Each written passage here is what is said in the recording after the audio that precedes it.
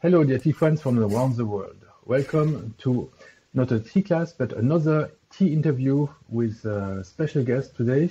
We are continuing this series of interviews with people who are passionate about tea.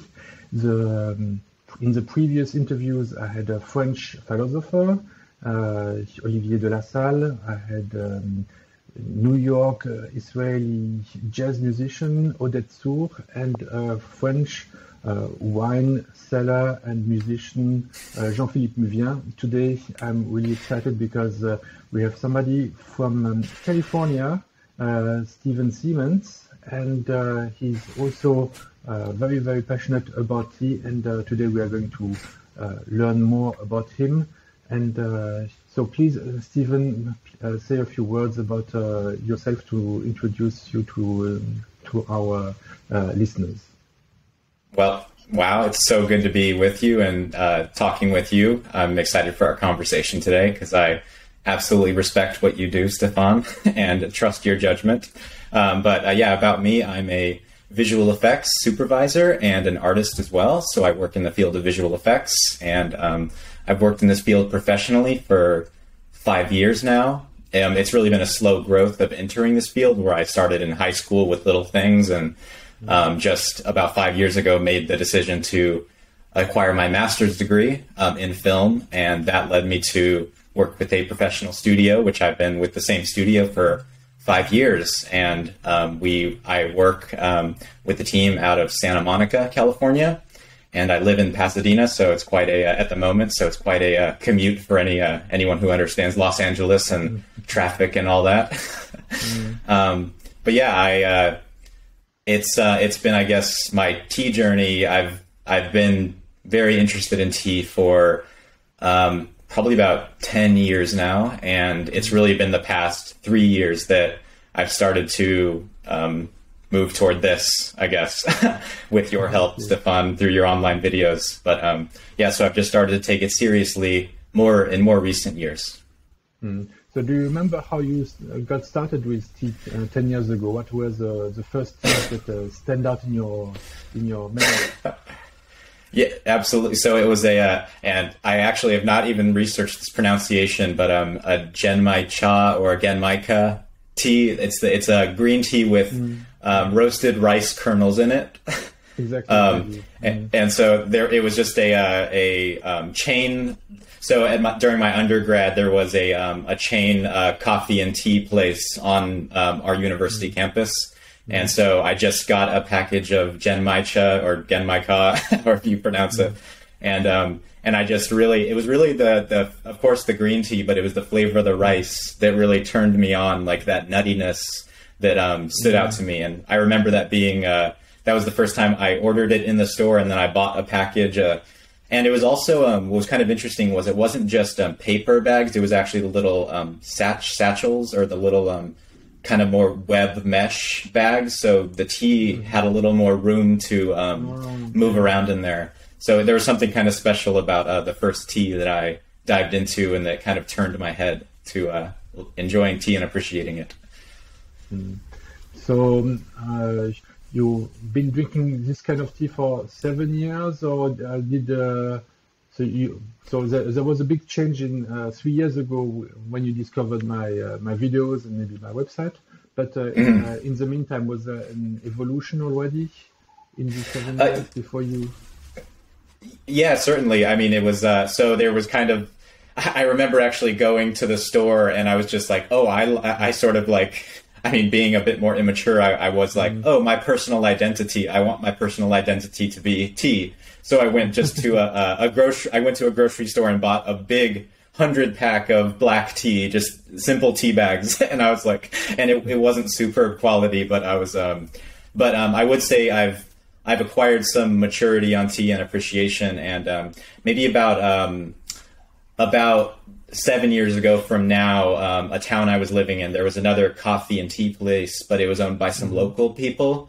And that's where they started to turn me on to, they called it gunpowder green tea, but it was sort of, it had a ginseng something to do with ginseng in it, like it was coated with ginseng. So it wasn't like a standard gunpowder green tea as far as I know it. But that was something, and that's where I tried Dragonwell green tea for the first time. So it was when I was living in another town in California that I started to appreciate tea a little more, and started to infuse with a stainless steel infuser instead of tea bags. But even at that point, I didn't understand that you could steep tea for multiple infusions. It was only just one 3-minute. It was like a 3-minute infusion, and that was all I was drinking and using with the leaves. So I feel very wasteful in my youth around tea.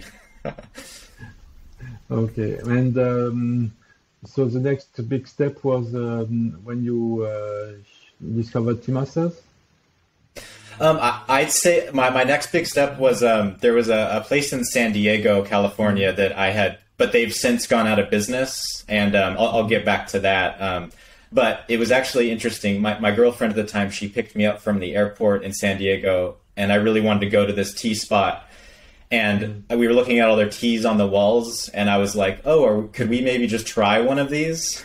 And then the guy said, I guess we could try one.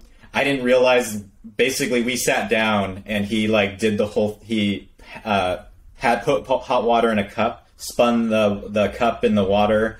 And he was basically, he sort of led my girlfriend at the time and I on a very simple kung fu tea ceremony. And I was like, that was complete. I was like, this is how you drink tea. I was like, so it was funny because I had asked him, can we try some tea? I didn't realize I was asking him do a tea ceremony for us. Yeah. So that was eye opening as well. And it was actually, I was ordering from that place for a while, but when they went out of business about 3 years ago is when I turned to, that's when I'd always had, very specifically, I'd always had in my mind, I would love a Yixing teapot without really knowing what that even meant or looked like. I just heard about it. And so it was when that place went out of business that it was like, I finally want a Yixing teapot. And that's where I started to go online and very quickly discovered your store, which I'm thankful for. Because, your information is top notch, of course. And as I said, I trust what you offer. Thank you very much, Stephen. And so your habits of drinking tea probably must have evolved after that, when you have got your Yixing teapot. When are you drinking tea during the day? I definitely like to. So I will kind of start a tea session before breakfast. I wake up and I meditate each morning, and then I'll have tea first thing in the morning. And then, because I find it does something for my brain. It gets my brain moving in a really, it activates my brain in a way that, as does meditation, of course. But, and then I'll probably have breakfast, and then I'll continue that same tea session for several infusions, kind of up to maybe noon or so. And then I oftentimes have tea once again in the afternoon time. Not too late, but sometimes late. And yeah, depends on the work situation and if I'm working all night or not, which I do in my field. Yeah, so you can you don't necessarily commute. Sometimes you can work from home, which then allows you to brew tea at home. That's a good point, because I actually do sometimes. Navigating Los Angeles traffic, I sometimes leave my house at 4 a.m. to get to my office. I'll meditate there, and then I also have I do tea in a little bit less of a formal sense from the office I work at. So I have a few teapots that I leave there as well. But I do reserve my more formal teaware, and this teapot from you, which I adore. This absolutely stays at home for me to appreciate here in a more formal setting. Okay. Great. Well, so you won't mind if I'm making some tea as well? I'd love to watch. I love your videos. We are going to watch you later on in the second part of the interview to see you how you make tea and try to give you some advice. I'm just making tea because due to the time difference between Los Angeles and Taipei. This is my morning, so I also need some tea to wake up. But let's. So we do have similar habits that we need tea to get up in the morning. Well, there's a tea that can help almost in any time of the day. Some to wake up, some to relax, some that will pair well with food. So, have you explored also this area of pairing tea with food? Yeah, I think as I've seen in your videos, and I've definitely experienced this myself with sweets, it's great, or with kind of bakery items. A darker tea goes so beautifully with those. I remember I was actually making at our office. I was making a choux puer, and and it was right at someone happened to come. An artist from the facility I work in came over and was offering some candy to the residents there, and she gave me some Whoppers, a little small pack of malt balls, chocolate covered malt balls. And I remember how grateful I was, because just to have that choux puer I was making with a little Whopper was just so perfect, like the way it combined. So darker teas. What I find with food though is that tea is really perfect after a meal. It's like exquisite. It's like the best follow up. I am also a fan of coffee at times. But coffee is not something I will ever follow a meal up with, whereas tea is just perfect. Sheng puer is fantastic after a meal. Hai Mao Oolongs kind of work, but really something robust like Sheng puer is something I love to drink after a meal. It's just, yeah, it's a stunning combination. You're doing it just after the meal. Pretty much, yeah. So I might, maybe I'll have lunch and then I'll have a Sheng puer set up, and then I'll do that for several hours. I'll have several sessions with that puer that I'm bringing up puer because that's definitely my favorite follow up to a meal, Sheng puer. Yeah, I had this experience last year that, we are approaching Christmas, as you can see from the decoration, and it's a time when it's a bit colder, and when I indulge in some heavier food, more than usual, like foie gras, goose liver, or cheese, or red meat.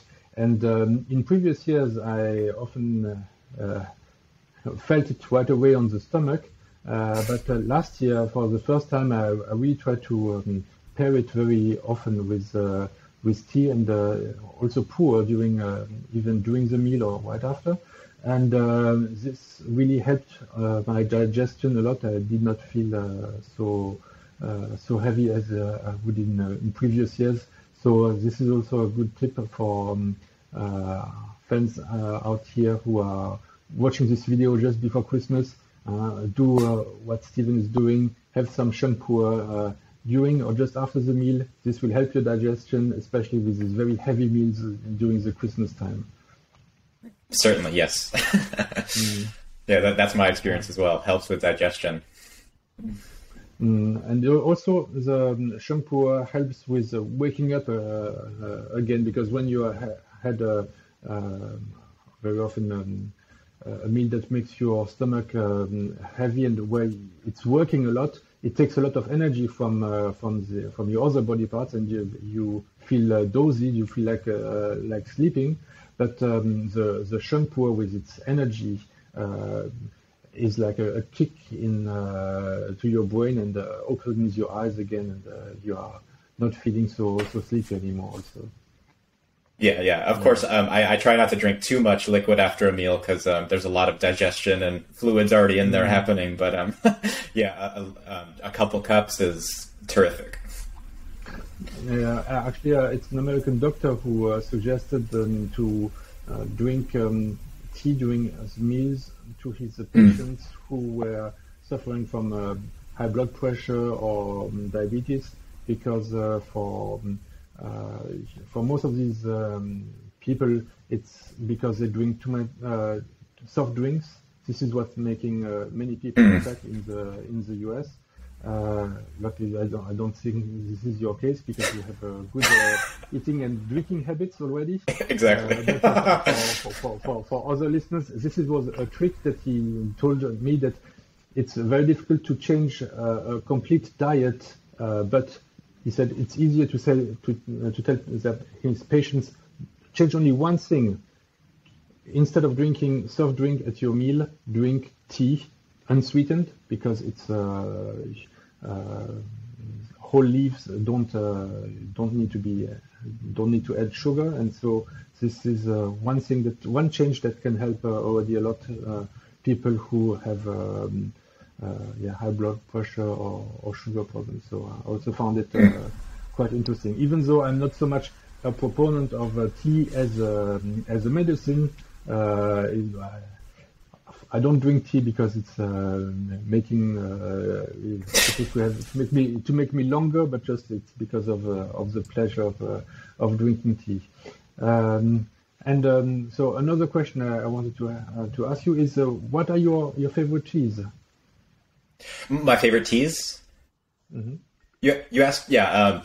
I certainly, so what I plan to brew later is a High Mount Oolong. The elegance of High Mount Oolong, and that the particular minerality, and when the creaminess of it, it's really exquisite. So High Mount Oolongs, absolutely.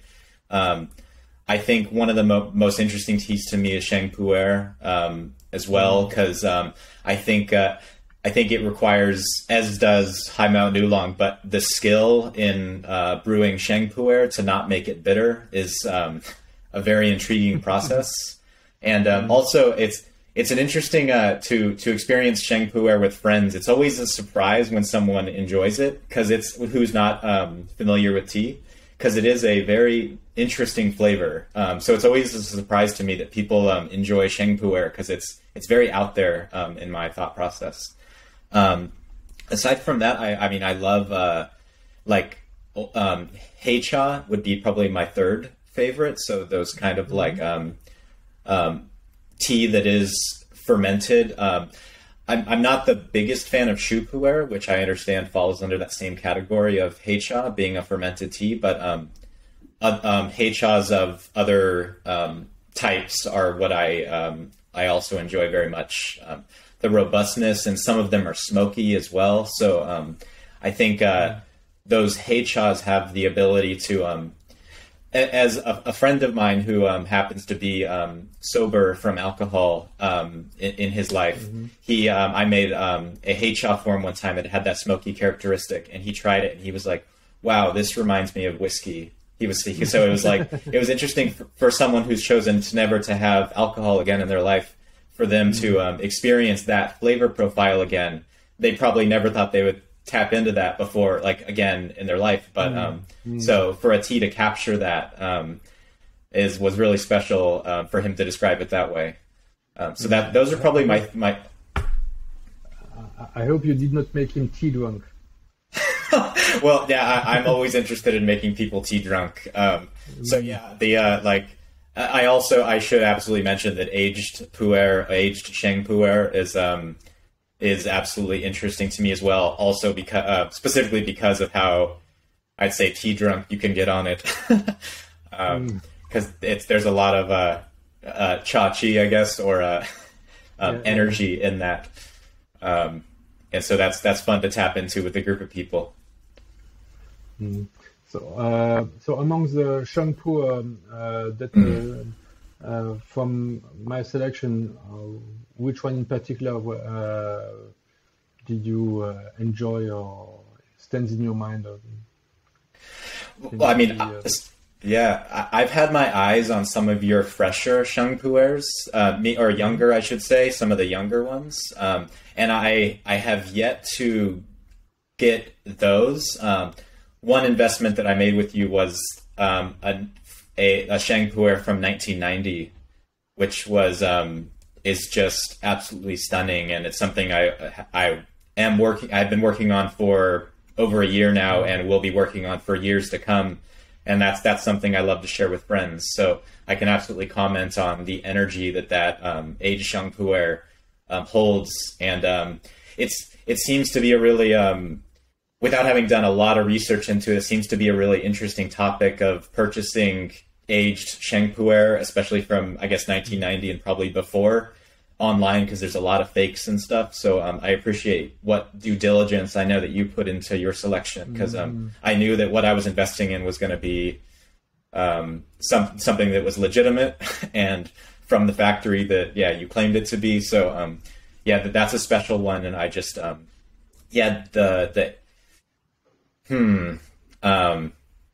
anyways, I'll just say that I love that tea, and the characteristic, the way it almost like it tastes kind of like it's tasty and slightly sweet, but it also has that like aged leather characteristic to it that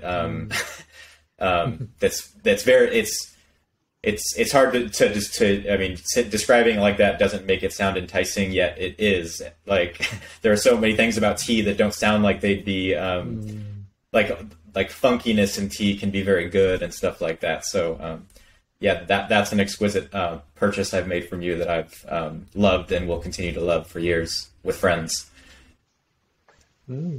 Great. Yeah, because I remember you buying more high mountain oolongs, but yes, not so much that you were so much into pu'er, and so definitely the Yongsheng are also worthwhile to try. And really, as you mentioned, the problem with online purchases. So one recommendation is always to start with samples.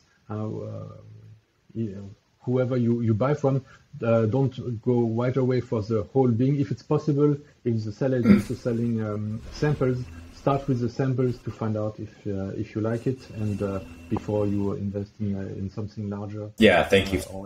Or before you start trusting some other sources, because of course I'm not the only seller out there, but it's sometimes good to give people a chance and start with something small and work your way up from there. It's become a little bit more difficult for me in Taiwan to source fresh pu'ers because of the geostrategic situation, and also with the COVID in the last couple of years, much fewer people actually were allowed to come to Taiwan from China and to go there. There was very long quarantine requirements, so also restrictions on postage. So this is why in recent years it's been much more difficult to get really great fresh pu'ers from there. But the good thing about pu'er is that actually it does not really matter. The one that I got from 2017 to 2019, they are actually getting better. So yeah, and the prices are just going up. So actually they're not much more expensive than the fresher ones, because these fresh ones are becoming more and more expensive, especially for the top quality. This is where the Chinese consumers are focused on the best quality. So I still think I have very good competitive prices for the fresh ones compared to the mainland. And especially, yeah, whenever I do the math in regard to like how much tea it takes and how many steepings you get out of it, it absolutely makes sense to go for. I mean, your prices make so much sense, even on the larger aged Bing that I purchased. I felt really good about it, because I occasionally just do the math in my head and I'm like, wow, this is like a less than $10 tea session of this beautiful aged tea that I'm sharing with friends, and it's just like it's like experiencing a fine wine together. It's an experience that it's absolutely worth it. And I mean, yeah. Where do you get a fine wine for $10? Huh? Yeah, exactly. Yes, you're talking. Yes, those are more expensive than that. But this is also why the prices still have a lot of room to go up, and the Chinese collectors are pushing them higher, and yeah, but well, we have to live in the moment, appreciate what we have now, and well, don't worry too much about future price increases. Anyway, this is yeah. The problems will always solve themselves. Yeah, I mean, I've enjoyed some of your. I mean, I've had some of your a same amount of oolong that cost maybe like $5 as like 20 and above from your store. And I mean, of course, I know that your pricing has its reasons. However, I've had some of your more inexpensive teas and it's been just as exquisite as some of the pricier stuff. I mean, doesn't quite hold the same elegance, but there's certainly always quality in what I've had from you and what you offer. Thank you. I try for each mountain to find one freshness, and by being able to drive to the place in Taiwan and select on site from the makers, so at least I got the freshness, and also I'm able to choose from different batches. This is also helpful to increase quality, because I've noticed most tea vendors in Taiwan, at least, they get their tea from a trusted source, a trusted farmer, but they don't. They trust him actually so much that they don't even select the tea that they buy from him. And they say, okay, I need so much, and so send me this quantity, and then they try it. Maybe then they will do some roasting or not. If the tea is not exactly to their taste, then they can do some roasting on top. But they don't necessarily test the quality of the tea beforehand. But this is something that I have to do, because I don't have this possibility of roasting the tea in my place. Yeah. Well, yeah, I appreciate that. So yeah, tea is difficult, and a very complex field, very large field. So I've been now this year studying for 20 years with my professor T. Parker, and I still continue to learn new things. So definitely I find it very challenging, and there are still oolongs that are coming out that are more experimental. So you never can say you know everything about tea. There's always things to learn. And I guess you also have this in your field with CGI and electronics. The hardware is moving, getting faster every year. The software is continuously developed. So there is. I find it interesting that tea has really made me see life like a lifelong journey to learn. It's not you graduate from university and then it's done. You really have to continue to learn every day. And I'm sure that I don't know if you have made this connection between your job also and the tea learning process. But this is one thing that I find it's a benefit you get from being into tea, that you notice how important details are and how important learning is. Yeah, I mean, kind of a funny thought that comes to mind in my field is so with regard to tea and when I get to have tea in the day. When I'm in the visual effects artist zone, when I'm actually working on shots, one thing we're constantly working toward is rendering our work. And so when I have a long render, basically when I do a bunch of work, I need to let the computer render it so that I can deliver a file to a client.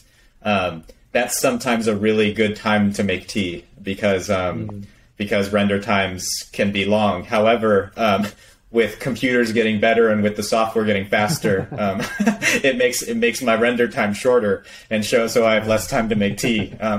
In a sense, boo on technology getting better because it affects our waiting time.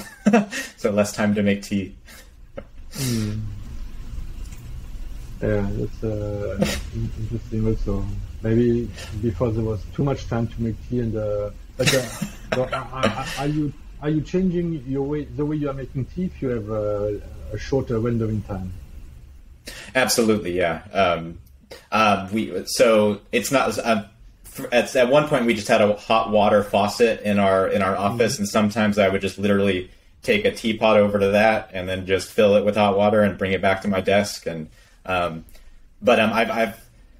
I think that as I've even in the past 3 years sort of grown in my respect for the process, I've shied away from that, and I always try and use a kettle.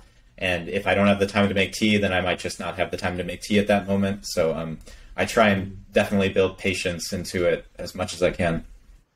But yeah, sometimes it calls for just a hot water faucet and a teapot or a... Well, sometimes you have to learn to adapt also to your environment, and tea, yes, is interesting that it can be done in so many different ways. One thing that is interesting is when you are on the go, to use simply a thermos. This is what I've been experiencing when I'm traveling from Taiwan to France or to the US.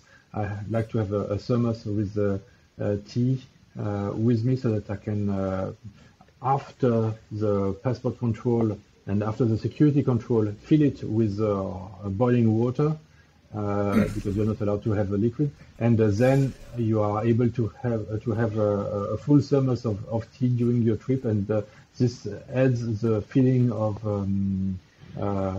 luxury almost in the economy class where you are very cramped. But at least with the tea, it opens up your palate, and you feel large and comfortable, at least in there. And then with the rest of the body and the mind also follow. Speaking of mind, so you mentioned that one of the big thing that you do is you meditate and you have tea, so you feel it's not just about the flavors but also about the mind process and what it brings to your mind with the tea. Can you share a bit of your experience in this regard?